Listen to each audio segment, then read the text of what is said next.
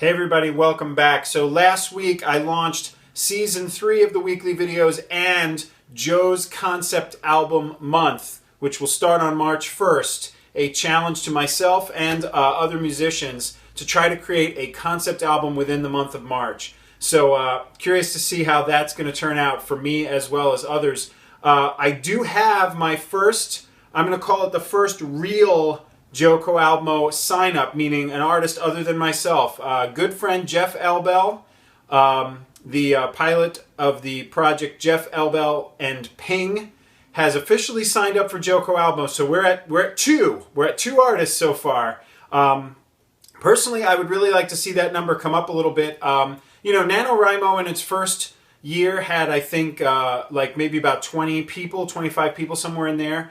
And I mean, for JoCoAlbMo, I would love to see I'd love to see a ton. But I mean, if we could hit even half a dozen or a dozen people, that would be really cool. I think this idea has a lot of potential. I think there's a lot of people out there who could have a lot of fun with it. And I feel like all we have to do is find them. So if you're watching this and you have the ability to spread the word to artists, encourage artists to check it out.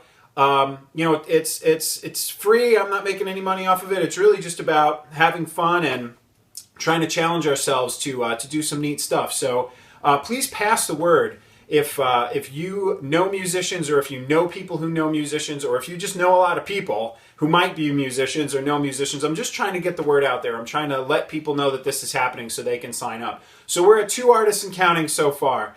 So now the time is coming for me to continue my own preparations for this, and this is going to be pretty challenging for me. I don't, especially since moving east and being far away from a lot of the people that I worked with on the North project.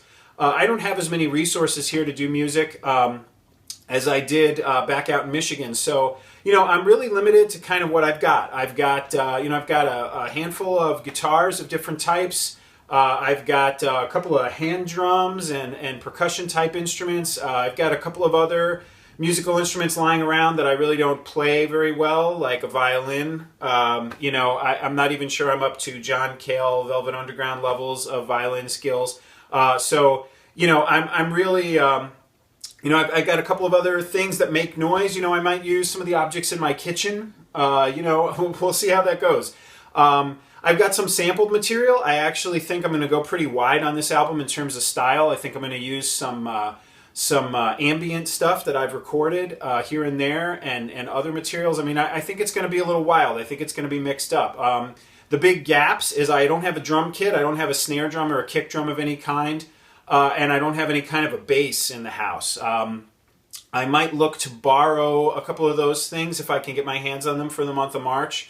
But I also may just make do without them and see what else I can do. I've got also some software.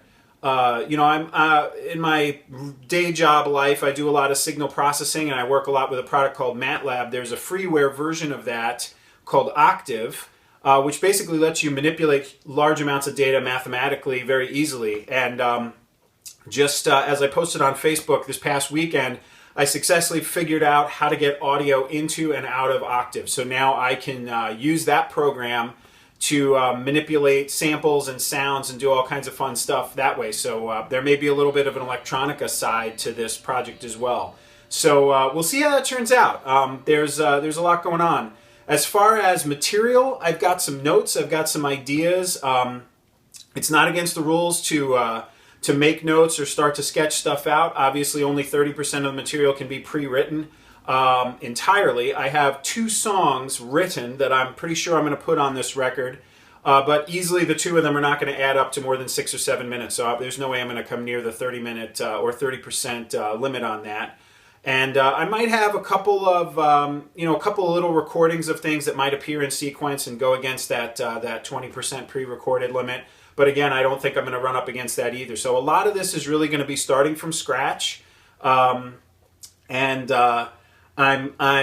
really excited kind of about the idea, and also kind of terrified. So we'll see how that goes. So as I mentioned last week, a lot of the videos in the coming weeks are going to be, this is kind of going to maybe become a JoCoAlbMo video blog a little bit. I'll probably talk about some other topics too as I go, but I think a lot of the topics in the next 2 months are going to be about how this little experiment is going. So I appreciate you following along, and look forward to talking with you again next week.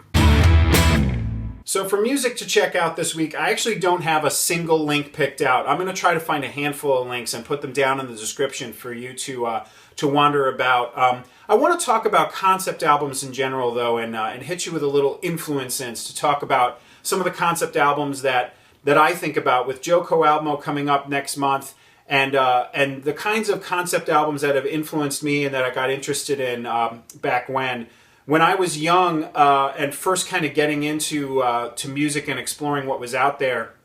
You know, I was largely focused in kind of the classic rock and rock genres at that time. And of course, there are a lot of concept albums that live in those genres that are kind of fairly well known. But my interest in concept albums certainly continued and broadened as my interest in genres broadened. And actually, Jeff Elbel, who's the other artist who's signed up for JoCoAlbMo with me so far, has a concept album in the works called Meet Your Maker. And he released a piece, a chunk of that album on a previous album as a suite of songs. And really just a great piece of work, and also, you know, an example of a more recent influence on me of concept album ideas. And, you know, Jeff really deserves his own video at some point, and I will probably talk more about him in the future. But to, you know, kind of flash back to some of these kind of classic concept albums, you know, people think of, you know, the most common concept album I think that people think of is the concept album that has a narrative, that tells a story, what you might call a rock opera, right? Pink Floyd's The Wall, kind of a classic example. Here's my very beat-up copy of Tommy by The Who, right? These are classic rock operas, you know. But a rock opera is only a subset of of the idea of a concept album. A concept album doesn't necessarily have to be one big long narrative that tells a story in order. The Alan Parsons Project, which is another band that really deserves their whole own video. They were such a huge influence of mine and their creativity. One of their earliest records, called Tales of Mystery and Imagination, is a concept album that's based on literature and stories, but it's not all one story. It's based on the works of Edgar Allan Poe, and the stories don't appear in any particular order, so it's not really a rock opera. But the Alan Parsons Project also did a lot of other work that one might kind of consider concept albums. A whole series of their early albums. This is an album called I, Robot, another one called Pyramid, another one called Eve, Turn of a Friendly Card, fantastic album that has to do with gambling and risk-taking and things like that. You know, these are all records that you could kind of argue have a concept to them. There's not always a story involved, but you do get a sense that they're talking about the same types of ideas, and that they're looking at a particular concept from many angles. And to me, that kind of gets at like the more raw definition of what a concept album is. Some descriptions of concept albums, you know, even cite examples from like Frank Sinatra, where he, you know, makes a whole album of songs, you know, having to deal with heartbreak or something like that. I mean, it's a concept album, and you may not think of it in sort of the old rock and roll sense. Another concept album that I think is a good example of some of the aspects of what I consider a concept album is Boston's Third Stage. This record not only has a concept to it at sort of a level in terms of lyrical content, but it actually revisits some musical themes over the course of the record. What's neat about it is that it, you know, within Boston's genre, it touches on different types of sound. It has songs that are kind of electric rock, like you would think of from sort of their more hit, you know, material. It has stuff that's a little bit more acoustic. It has a huge organ instrumental on it, which is, you know, just this huge, massive wall of sound that is almost entirely driven by this great pipe organ sound. And then it also comes back and revisits some themes. You hear chord progressions and motifs that appear in the album come back later. And actually, Turn of a Friendly Card by the Alan Parsons Project has that aspect to it as well. So these are all things that I like to kind of soak in and absorb when I think about what I want to do with my JoCoAlbMo record. So I'm looking forward to exploring that as we go forward. I'll try to find some links to some of this stuff and put it down in the description for you to check out. But again, thanks for following along, and talk to you next week.